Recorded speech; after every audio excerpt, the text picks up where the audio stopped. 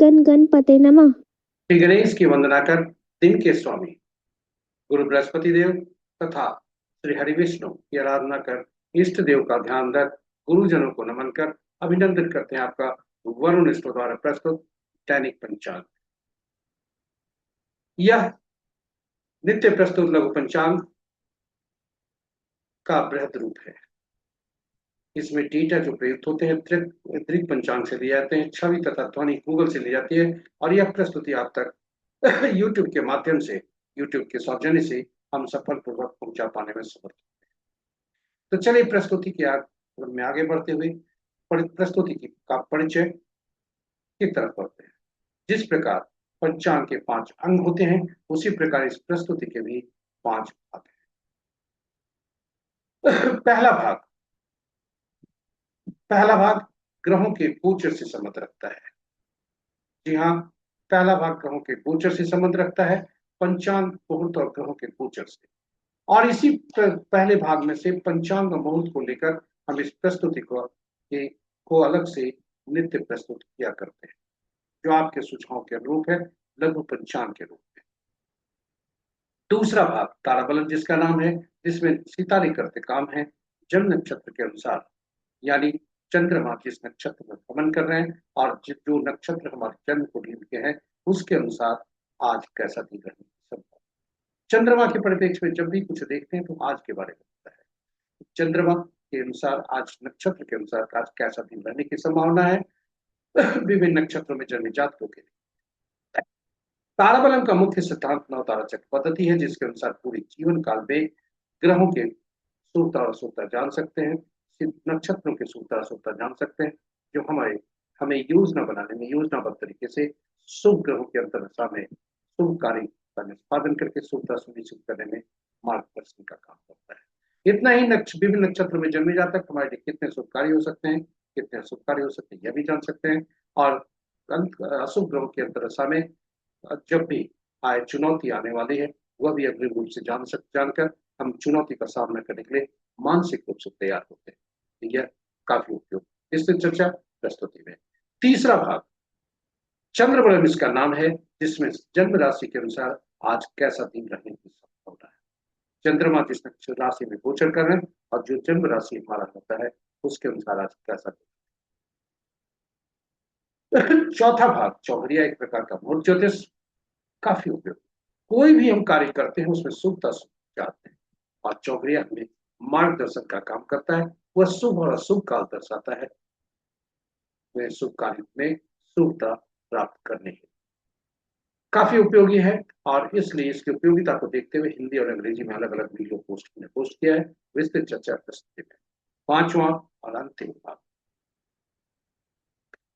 हम जब जन्म लेते हैं, सांस की प्रक्रिया जैसे आरंभ होती है, उसी समय ईश्वर द्वारा प्रदत्त अंग उसी समय से कार्य करना शुरू करते हैं। और यह ईश्वर द्वारा उपहार का अंक जो होता है जन्मतिथि के रूप में होता है, जो पूरे जीवन काल में कार्य करता है। ये अंक सकारात्मक और नकारात्मक दोनों हो सकते हैं। साथ ही साथ जीवन में बहुत सारे अंकों को हम अर्जित करके लाते हैं, उसमें से भी सकारात्मक और नकारात्मक अंक हो सकते हैं, जो हमें शुभ और अशुभ प्रभाव डालते हैं। इसलिए यह प्रस्तुति विशेषकर अंकों को जानने, पहचानने, उन्हें सही ढंग से समझकर याद करके उसका उपयोग करके जीवन में शुभता सुनिश्चित करने, क्योंकि अंक कार्य करते हैं जिस तरह सांस की प्रक्रिया काम करती है, उसी तरह से अंक हमेशा काम करते रहते हैं। विस्तृत चर्चा प्रस्तुति में।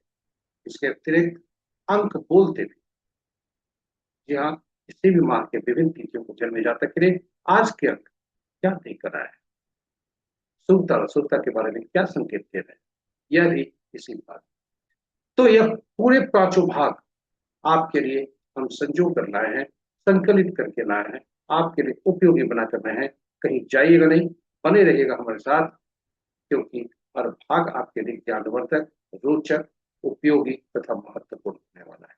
चलिए चलते हैं, आरंभ करते हैं पंचांग से ही। पंचांग के 5 अंक ये हमें सूचना देते हैं विभिन्न रूपों से। तिथि लक्ष्मी प्रदान करने वाला, वार से आयु में वृद्धि, नक्षत्रों से पापों का नाश, योग रोगों को दूर करने में सहायक, और करण कार्य सिद्धि दिलाता है, कार्यों में सफलता दिलाता है। इसलिए प्रतिदिन इन पांचों अंगों को याद रख स्मरण करना चाहिए। जी हाँ, इसे स्मरण करना चाहिए, और इसे स्मरण करने का उचित माध्यम यह श्लोक होता है। तिथि च श्रीकरम प्रोक्तम वारम आयुष्वर्धनम, नक्षत्रम हरते पापम, योगम रोग निवारणम, करणम कार्य सिद्धिम च, पंचांग फलमुक्तम। इसे प्रतिदिन प्रातः स्मरण करते करते हुए हमें आज जीवन की दिनचर्या आरंभ करनी चाहिए।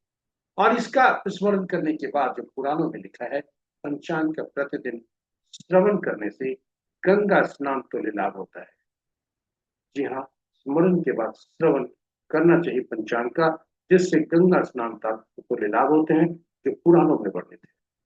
गंगा स्नान का तात्पर्य हमारे जलीय तत्वों से, शरीर के जलीय तत्वों से है, जो 70% से ज्यादा है। साथ ही साथ जलीय राशियां, जन्म कुंडली की जलीय राशियों में बैठे ग्रह और जलीय राशियों के स्वामी, इन सभी से संबंध है, ये शुभता देते हैं। और पंचांग की महत्ता यही समाप्त नहीं होती, ये हमारे जीवन में अहम भूमिका अदा करता है। हमारे निर्णय क्षमता को सुदृढ़ करता है, आत्मबल बढ़ाता है। पंचांग प्रकृति और ब्रह्मांड की ऊर्जा के साथ संतुलन स्थापित करने में सहायक होता है, जिससे हमारे जीवन में शांति, समृद्धि और सकारात्मकता का संचार होता है। अतः पंचांग का अनुसरण करके हम अपने जीवन को अधिक सफल और समृद्ध बना सकते हैं। इस प्रकार पंचांग की तीन बातें, स्मरण, श्रवण और अनुसरण, हमारे लिए जीवन में सुख बनाता है। तो चलिए आइए पंचांग की पूरी महत्ता, भूमिका और उपयोगिता को देखते हुए हम सब पंचांग के का प्रतिदिन स्मरण, श्रवण और अनुसरण करें और अपने जीवन में सुख पाएं। साथ ही साथ साझा करें प्रस्तुति को अपने मित्रों, परिजनों का शुभेच्छाओं के संग, ताकि वे भी प्रेरित होकर पंचांग का स्मरण, श्रवण और अनुसरण करके अपने जीवन में सुखता ला सकें। चलते हैं, आगे बढ़ते हैं प्रस्तुति, और प्रस्तुति में जाने के क्रम में श्री राम का नामोच्चारण करते चलते हैं, ताकि अपने और जहां श्री राम होते हैं वहीं भाई हनुमान होते हैं। चलिए चलते हैं त्वरित गति से प्रस्तुति में। जय श्री राम। जय भाई हनुमान।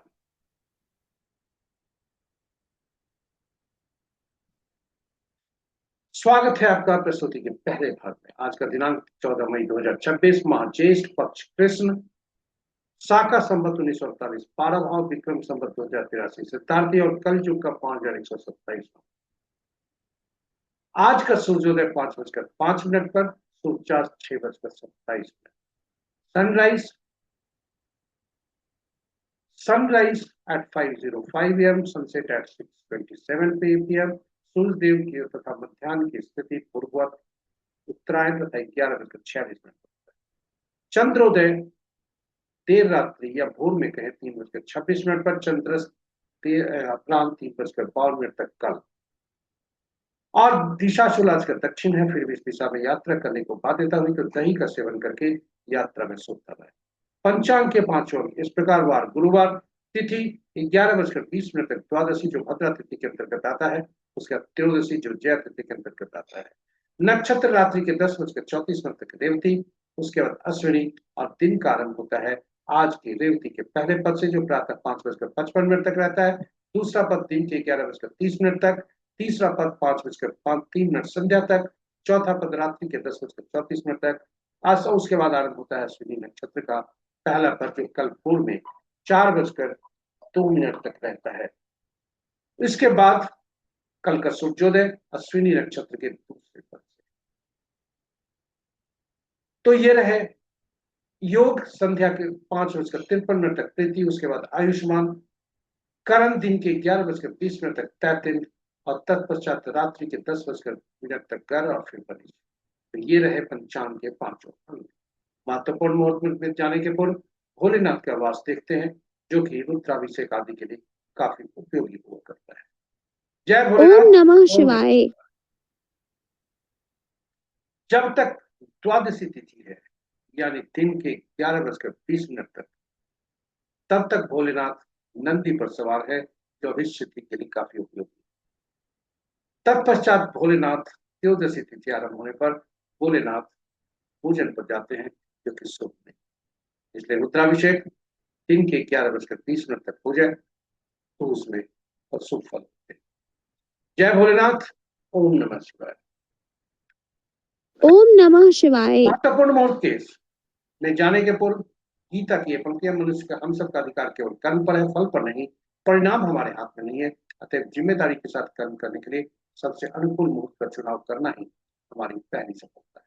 तो चलिए जिम्मेदारी के साथ कर्म करते हुए अनुकूल मुहूर्त का चुनाव करके सफलता की पहली सीढ़ी पर चलें। महत्वपूर्ण मुहूर्त में सबसे प्रभावी शुभ मुहूर्त।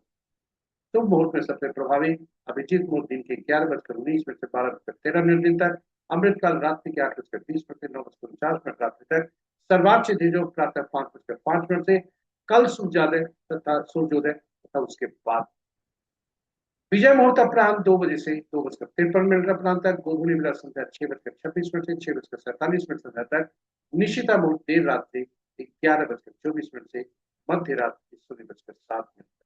रात्रि में किए जाने पूजा पाठ जब तक साधना तंत्र बतलाने के लिए निशिता मुहूर्त श्रेष्ठ होता है। अशुभ मुहूर्त में सबसे प्रभावी राहु काल अपराह्न 1:26 से 3:07 अपराह्न तक, गुलिक काल प्रातः 8:25 से 10:06 दिन तक, यमगंड प्रातः 5:05 से 6:45 प्रातः तक, और वर्ज मुहूर्त दिन के 11:25 से 12:54 तक। गंडमूल आज प्रातः 5:05 से 15 मई के रात्रि 8:14 तक, पंचक आज प्रातः 5:05 से यानी सूर्योदय से आज रात्रि के 10:34 तक। आज के पंचक की स्थिति, जी हाँ, मुहूर्त समय और कर्म का सटीक मिलन है। इस प्रकार अनुकूल मुहूर्त में कार्य आरंभ करने से जीवन में आने वाली उन बाधाओं को सफलतापूर्वक और खुशी खुशी पूर्वक होने से पार कर सकता है, जो मानव जीवन के चरण का अपरिहार्य। तो आइए अनुकूल मुहूर्त में कार्य करें और बाधाओं को सफलतापूर्वक और खुशी खुशी पार करके जीवन में सुख पाएं। ग्रहों की आकाशीय स्थिति।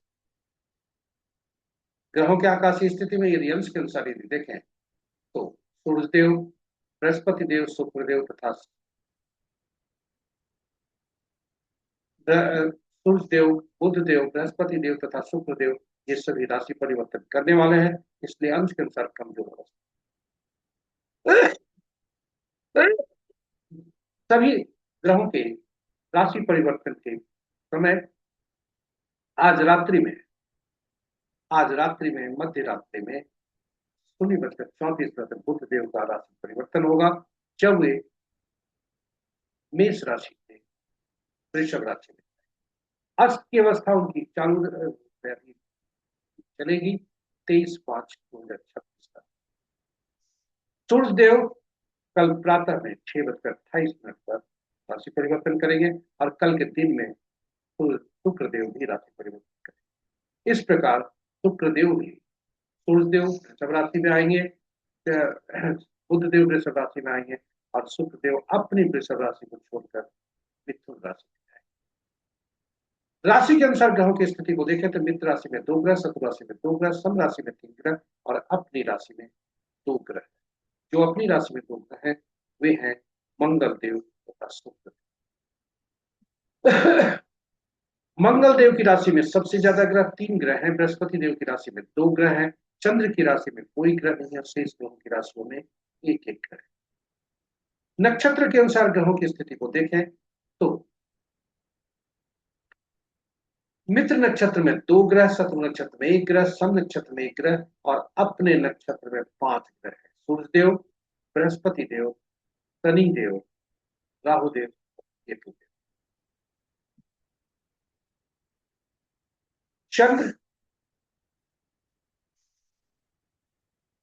चंद्र और शुक्र के नक्षत्र में कोई ग्रह नहीं है। केतु देव और सूर्य देव के नक्षत्र में 2 ग्रह है और शेष ग्रहों के नक्षत्रों में एक एक ग्रह है।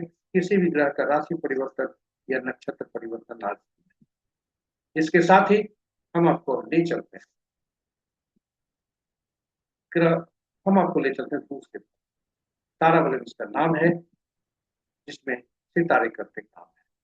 हाँ, अपरा एकादशी, आज एकादशी का पारण है। कल एकादशी था। आज प्रातः 5:05 से 7:45 तक आज पारण है। दूसरे भाग में आपका स्वागत है। ताराबलन जिसका नाम है, जिसमें सितारे करते काम है। ताराबलन के समक्ष जो नक्षत्रों की नाम लिखे हैं वह चंद्रमा जिस नक्षत्र में गोचर करेंगे उससे संबंधित है। जी हाँ, और ताराबलन के नीचे जो नक्षत्रों के नाम है वह चंद्रमा जो जिस नक्षत्र में जन्म कुंडली में है उसको इंगित करता है। और आज का दिन जहां मिलते हैं दोनों, आज के दिन में जहां दोनों का यानी गोचर और हमारा, हम अपने गोचर चंद्रमा जिस नक्षत्र में है उसको चिन्हित करके अर्जेंटली बढ़ते हैं और जहां दोनों मिलते हैं वही आज का दिन। कुल 9 तरह के परिणाम मिल सकते हैं। संपत, क्षेम, साधक, विद्या, विद्या में होने पर सूक्ता की तरफ इशारा करता है। वहीं जन, विपद, प्रत्यय और नैधनी में होने से अशुभता की तरफ इशारा करता है। शुभता की तरफ जब इसे सारे इंगित करें, हमें बताए, तो वैसी स्थिति में हम हम दैनिक कार्य करते हुए नए कार्य प्रारंभ कर सकते हैं। वहीं अशुभता की स्थिति में दैनिक कार्य में सावधानी और नए कार्य प्रारंभ करते हैं। ताराबल मुख्यतः 9 तारा चक्र पद्धति पर आधारित है, जिसके अनुसार ग्रहों के मन नक्षत्र होते हैं। नक्षत्र ही ग्रह के फल देते हैं। प्रश्न होता है 27 नक्षत्र, 9 ग्रह, आखिर कौन से नक्षत्र किसके ग्रह फल देंगे, ग्रह किन के नक्षत्रों के फल पाएंगे। इसके लिए 27 नक्षत्रों को सूचीबद्ध किया जाता है। 9 नक्षत्रों की सूची में 3 श्रेणियों में रखा जाता है। पहला, और ग्रहों को महादशा के, पहला ग्रह केतु देव, दूसरा शुक्र, तीसरा सूर्य, चौथा चंद्रमा, पांचवा मंगल, छठा राहु, सातवां बृहस्पति, आठवां शनि, नौवां बुध। और इन ग्रहों के साथ नक्षत्रों को जोड़ा जाता है। पहला ग्रह केतु देव को पहला नक्षत्र हर श्रेणी में से यानी पहला 10वां 19वां नक्षत्र का स्वामित्व मिलता है। दूसरा ग्रह शुक्रदेव, इन्हें दूसरा 11वां 20वां नक्षत्र का स्वामित्व मिलता है। इस तरह घड़ी की सुई की दिशा में आगे बढ़ते हुए बुध देव 9, 18वां को 9, 18वां 27वां नक्षत्र का स्वामित्व मिलता है। और यह सारणी इस प्रकार, हम इसमें से चिन्हित करते हैं अपने नक्षत्र को फलित करने हेतु, और इसमें से जब चिन्हित करते हैं अपने नक्षत्र को, उसके बाद शीर्ष में जाकर ग्रह को पहचानते हैं कि हमारा जन्म ग्रह कौन सा। यही ग्रह हमारा महत्वपूर्ण ग्रह होता है। गणना यहीं से आरंभ होती है, हमारी जीवन यात्रा यहीं से आरंभ होती है। इसी ग्रह की महादशा में जन्म लिए होते हैं और ग्रह की गणना जब करते हैं तो घड़ी की सुई की दिशा में आगे जाते हुए बुध तक जाते हैं और फिर केतु से यात्रा आरंभ करके जो ग्रह जन्म ग्रह बनता है ठीक उसके पिछले ग्रह तक हम गणना करते हैं। जो पहला ग्रह हमारा बना जन्म ग्रह, उसी की दशा महादशा में हमारा जन्म हुआ होता है और उसी ग्रह की महादशा से हमारी यात्रा आरंभ। जब हम विंशोत्तरी दशा को देखें जन्म कुंडली के, तो महादशा में यह वर्णित होगा अवधि, कौन सा अवधि तक, कितनी अवधि तक हमें ये पहला ग्रह की महादशा जन्म ग्रह की महादशा में, यानी ग्रह की महादशा की अवधि आपके समक्ष हमने लिखा है। पूरी अवधि कितने वर्ष और उसमें से कितना हमें भोगना है, यह हमें बताता है जन्म कुंडली का विंशोत्तरी दशा। शेष जो अवधि होती है हम पिछले जन्म में भोग करके आते हैं, यानी पिछले जन्म में जो हम देह त्याग करते हैं वह इसी ग्रह की महादशा। और चूंकि इस ग्रह का संबंध पिछले ग्रह के मृत्यु से होता है, इसलिए इसे पीड़ा की श्रेणी में रखी जाती है। और वहां से फिर गणना आरंभ करते हैं। दूसरा, चौथा, छठा, आठवां, नौवां ग्रह जो बनता है वह सुफलदायी होता है और पहला, तीसरा, पांचवा, सातवां ये सुफलदायी। तो पहला ग्रह अच्छा नहीं, मिश्रित फल देंगे। जो जन्म से संबंध है इसलिए वे जो है उन्हें पीड़ा की श्रेणी में रखा जाता है। दूसरा, चौथा, छठा, आठवां, नौवां ये सुफलदायी। तीसरा, पांचवा, सातवां यह सुफलदायी। और इनकी मात्रा जो शुभता और अशुभता की होती है, जैसे जैसे संख्या बढ़ती है वैसे वैसे बढ़ता है। इस प्रकार पूरे जीवन काल के लिए कौन से ग्रह शुभ होंगे, कौन से अशुभ होंगे, क्या ये हम नहीं जान सकते?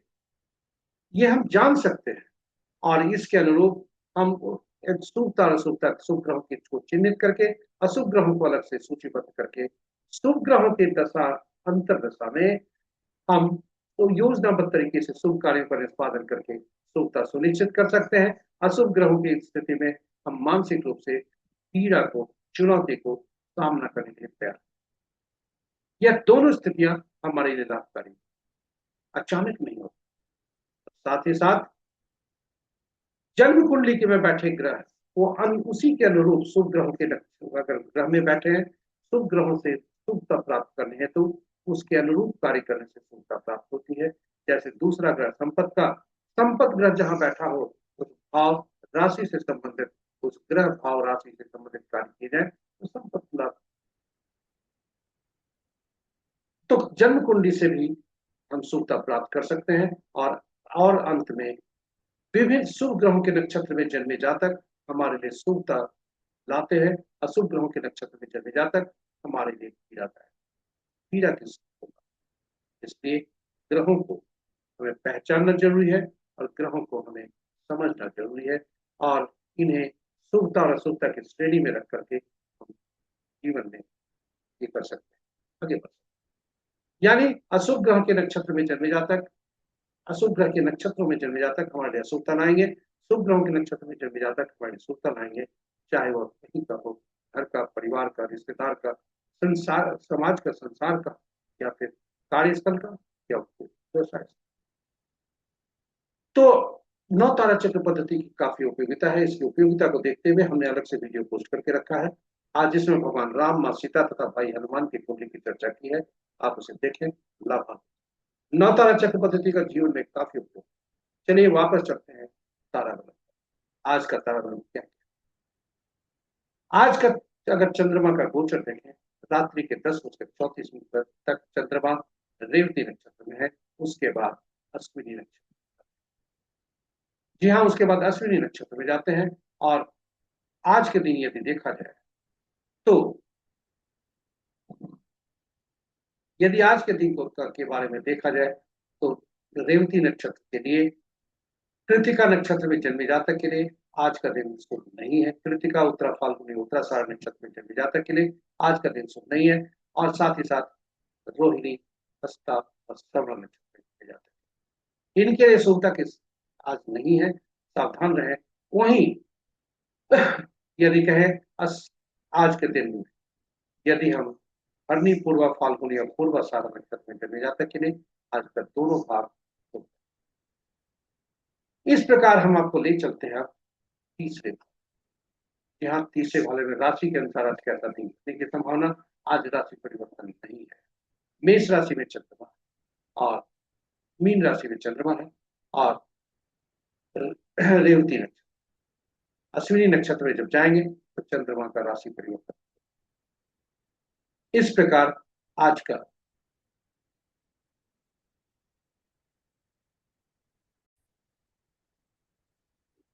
आज चंद्रमा का रात्रि के 10:34 पर राशि परिवर्तन है, जब वे अश्विनी नक्षत्र में जाएंगे और मेष राशि से मीन राशि से मेष राशि में जाएंगे। और इस प्रकार यदि आज कहा जाए जब तक मीन राशि में है तब तक का फल इस प्रकार है।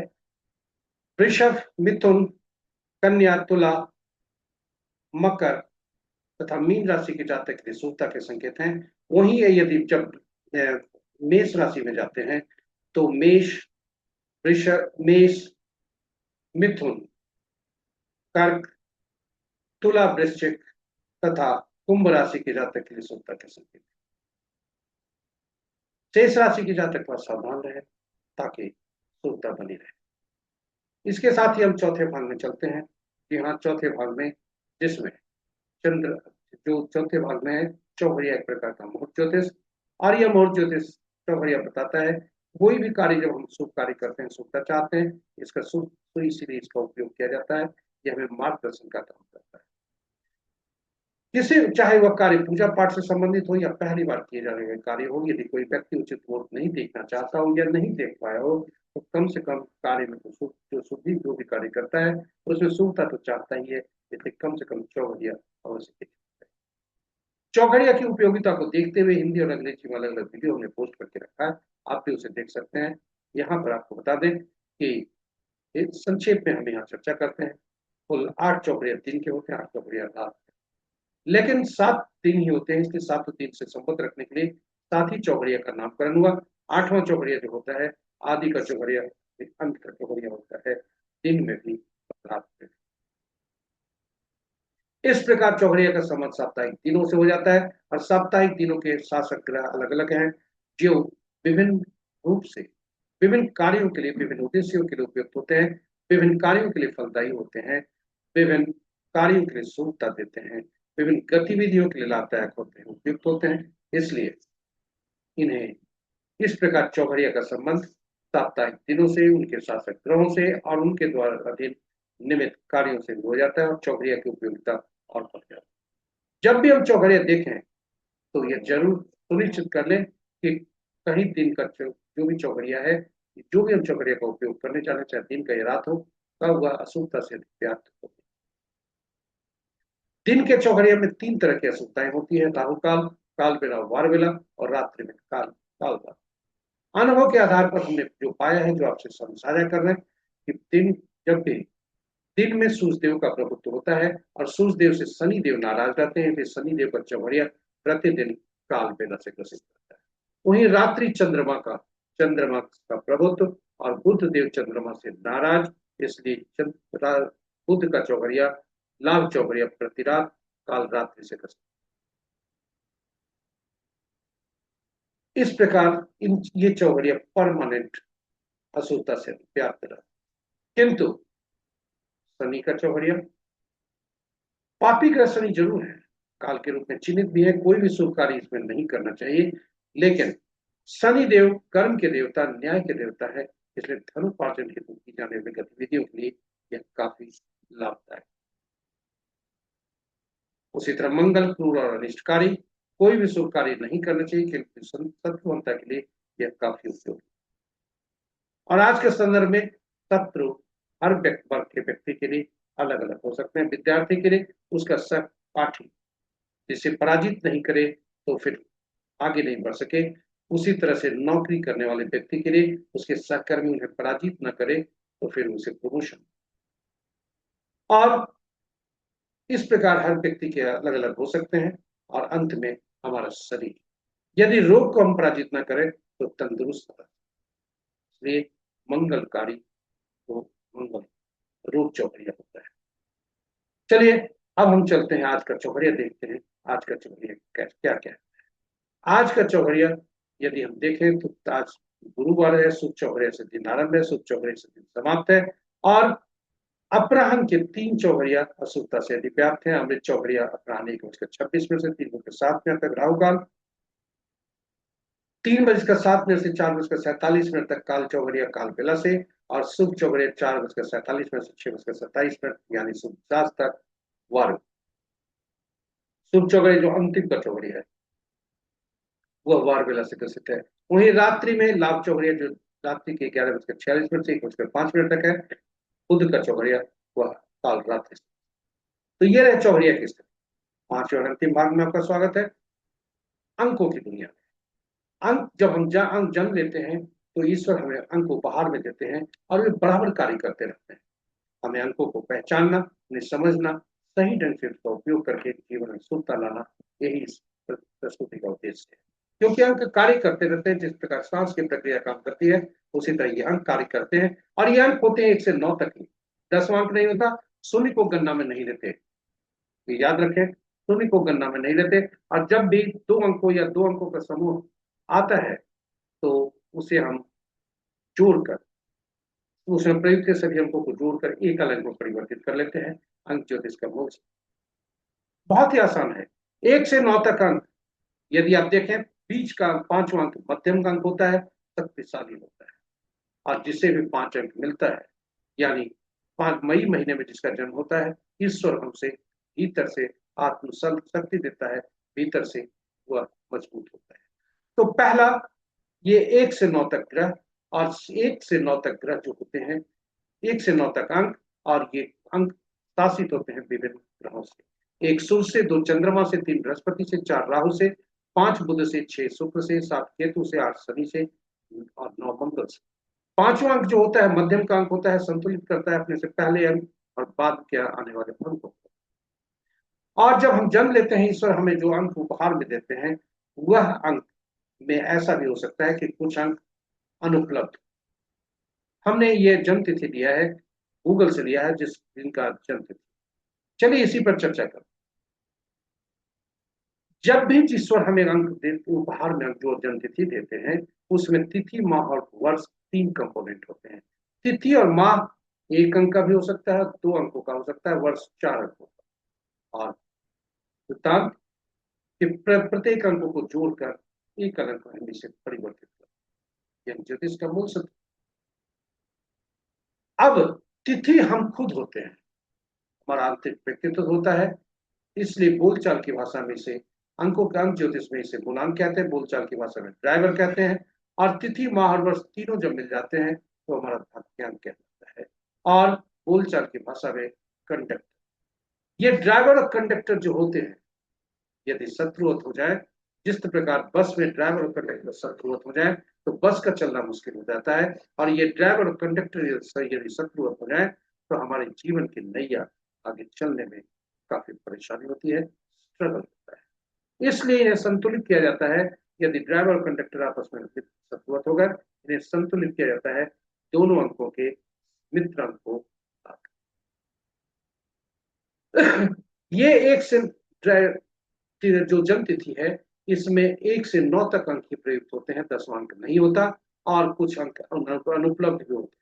चूंकि इन अंकों को के अलग अलग गुण, इन अंकों के जो शासित ग्रह होते हैं, अलग अलग गुण ऊर्जा तत्व होते हैं जो इन अंकों में समाहित होते हैं, और इसलिए इन्हें विभिन्न नामों से भी पुकारा जाता है।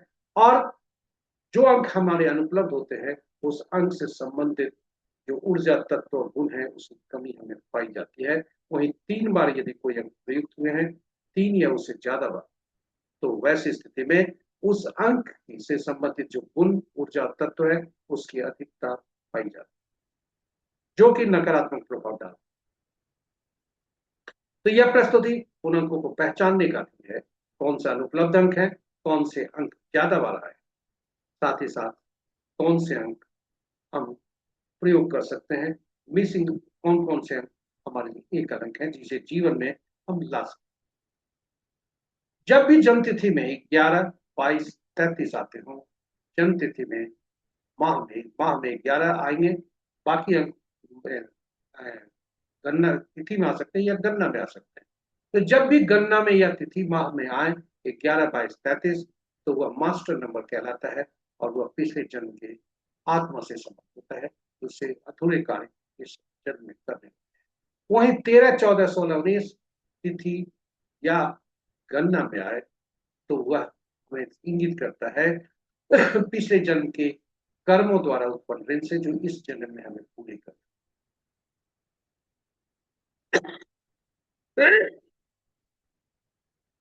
तो चलिए आगे बढ़ते हुए देखते हैं कौन कौन से अनुपलब्ध अंक है, कौन कौन से अंक ज्यादा वाला है। तो इस जातक का, यदि जातिका का, जिसकी जन्म तिथि हमने गूगल से ली है, उद्देश्य शैक्षणिक है, और ये अनुपलब्ध अंक है 2, 7, 8। और आपके सामने बॉक्स, जो 2 बॉक्स दिए हुए हैं, एक बॉक्स में पूरे अंक भरे लिखे गए हैं, दूसरे में जो जन्म तिथि से संकलित अंक है वो है। तो आप सभी क्षेत्र में देखें, इनका केवल का जो आत्मबल वाला है, विल पावर है, वह 7%, शेष 66% है, कार्य 33% है। इस तरह से प्रतिशत वह एरिया का कार्य भी दिखता है। 2, 7, 8 इनके अनुपलब्ध अंक, और 1 3 बार प्रयुक्त हो चुके हैं, 9 और 5 2 बार प्रयुक्त हो, तीसरा बार से आने से नकारात्मक प्रभाव डाले। तो इस प्रकार यदि मूलांक और भाग्यांक संतुलित हो, तो फिर जो अंक लाएंगे वह अनुपलब्ध अंक से लाएंगे, या एक बार जो प्रयुक्त हुए हैं उसमें से लाएंगे। तो ये हमने जाना। अब सोर्स कौन सा होगा? तो सोर्स, जैसा हमने पूर्व के प्रस्तुतियों में भी चर्चा की है, ईश्वर द्वारा प्रदत्त ये अंक होता है, चिर होता है, स्थायी होता है, और इसलिए ऐसी स्थिति में ड्राइवर और कंडक्टर को संतुलित करने के लिए ऐसे अंक का प्रयोग करते हैं जो दोनों के मित्र हो, और जो सोर्स जो हो वह चिर हो, स्थायी हो, आयु लंबी, जीवन पर्यंत हो, तो वैसा नाम में होता है। जी हाँ, ईश्वर धरती के ईश्वर माता पिता नाम देते हैं वह चिर होता है, स्थायी होता है और वो बदला नहीं जाता सामान्यतः। और अंक ज्योतिष इसी को थोड़ा बदलते हैं। अंकों को संतुलित करने के लिए, ड्राइवर और कंडक्टर को संतुलित करने के लिए जीवन में जब भी हम कोई अंक लाएं, ये ड्राइवर और कंडक्टर का शत्रु अंक नहीं लाए। तो चलिए आइए पहचानने का प्रयास करते हैं। आप कहेंगे नाम में तो अंक नहीं होते, अक्षर होते हैं। जी हाँ, इन अक्षरों के अंकीय मूल्य भी होते हैं, इसलिए नाम के में प्रयुक्त हुए अक्षरों को उनके अंकीय मूल्य में परिवर्तित करके फिर उसका उपयोग करते हैं। और यहाँ तक कि नाम का जो पहला अक्षर होता है, पहला शब्द जो होता है, नाम का पहला भाग वह काफी महत्वपूर्ण होता है, ऊर्जा देता है। वहीं नाम का पहला अक्षर काफी ऊर्जा देता है, इसलिए यह पहला अक्षर कभी भी ड्राइवर और कंडक्टर का शत्रु नहीं। वॉवेल ज्यादा होना चाहिए, कॉन्सोनेंट कम होना चाहिए, क्योंकि वॉवेल ज्यादा ऊर्जा देता है, कॉन्सोनेंट कम ऊर्जा देते हैं। कॉन्सोनेंट की कम ऊर्जा होने पर यह स्थिति शुभ नहीं। तो चलिए देखते हैं शत्रु। एक के 8, 2 के 4, 6 8 9, 3 के 6, 4 के 8 9, 4 2 5 के कोई नहीं, 6 के 3 9, 7 के 7 9 3, 8 के 1 2 9 4 8, 9 के 6 4 2 8। तो 3 इनका भाग्यांक है, इनका शत्रु अंक 6 है और इसलिए 6 अंक का बार बार प्रयोग करना सही है। साथ ही साथ इनका कुछ अंक ऐसे देखें जो कि अपने के ही शत्रु होते हैं। 4 7 8 9 इनका बार बार रिपीटेशन होना सही उत्तम नहीं होता। कभी भी जीवन में हम इन अंकों का अधिक उपयोग करने से बचें, क्योंकि यह अपने के ही दुश्मन। आपके समक्ष हमने उन अंकों को भी रखा है। हमको अंक के अनुसार दुश्मन अक्षरों को भी, हर अंक के दुश्मन अक्षर। और इसके साथ ही आप अभी तक हमने देखा अंक कार्य करते हैं, आगे भी देखेंगे कि वर्षफल कैसे निकालें। वर्षफल निकालने के लिए जो जन्म तिथि होती है उसमें से वर्ष के अंकों को हटाकर उसको वर्तमान वर्ष से परिवर्तित करते हैं और तब देखते हैं कि मूलांक और भाग्यांक से कैसा संबंध है। साथ ही साथ रनिंग एज भी निकालते हैं और ये सभी को देखते हैं कि इनका मूलांक भाग्यांक कैसा होता है। तो मूलांक तो किसी का शत्रु नहीं है और 3 के 8 शत्रुवत नहीं, वहीं 3 के 2 शत्रुवत नहीं है, इसलिए तटस्थता है।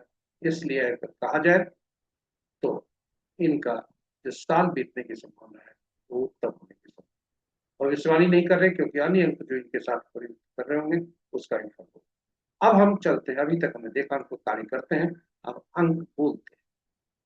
जी हाँ, आज का अंक 2 है और 2 मित्रवत होते हैं, 1 2 3 और 5 के साथ। यानी 1 10 19 28, 2 11 20 29, 3 12 21 30 और 5 14 23 23 तारीख को जन्मे जातक के लिए आज का दिन उत्तम होने की संभावना। साथ ही साथ ये तटस्थ होते हैं 6 वाले के साथ, यानी 6 15 24 को जन्मे जातक के लिए आज का दिन सामान्य होने की संभावना है और शेष अंक के साथ इनका शत्रुवत संबंध रहता है, इसलिए ये सावधान रहने की जरूरत है। 4 13 22 31, 7 16 25, 8 17 26, 9 18 27 तारीख को जन्मे जातक और सावधान किसी भी मां। तो इस प्रकार हम अंतिम पड़ाव पर आ गए। आप हमारे साथ बने रहे, इसके लिए बहुत बहुत आशा करते हैं ये प्रस्तुति आपके लिए उपयोगी सिद्ध होगी, ये ज्ञानवर्धक तथा रोचक भी नहीं होगी। यदि इस प्रस्तुति को आप पहली बार देख रहे हैं तो हमारे चैनल को सब्सक्राइब करें, साथ ही साथ नोटिफिकेशन बटन को दबाना न भूलें, ताकि हमारे हर प्रस्तुति की सूचना आपको मिल सके और आप उसे लाभ हो सके। और अंत में साझा करें प्रस्तुति को अपने मित्रों परिजनों तथा शुभेच्छुओं के संग, ताकि वे भी इस प्रस्तुति का लाभ उठा करके जीवन में सुखता ला सके। अंत में सुझाव आप, जी हाँ, आपका सुझाव हमारा मनोबल बढ़ाता है। यदि प्रस्तुति को देखने के क्रम में यदि आपके प्रस्तुति को देखने के क्रम में कोई सुझाव आपके मन में आए हो तो देर न करिए, यूट्यूब के कमेंट बॉक्स पर कमेंट करके आप सुझाव देकर प्रस्तुति को बेहतर बनाएं तथा मनोबल बढ़ाएं। यदि हो सके प्रस्तुति को लाइक भी करें। इसी के साथ हम आज के दिवस के देवता बृहस्पति देव, गुरु बृहस्पति देव, श्री हरि विष्णु, श्री कृष्ण सबों से प्रार्थना करते हैं कि उनकी असीम कृपा पर बने रहे आपका दिन से।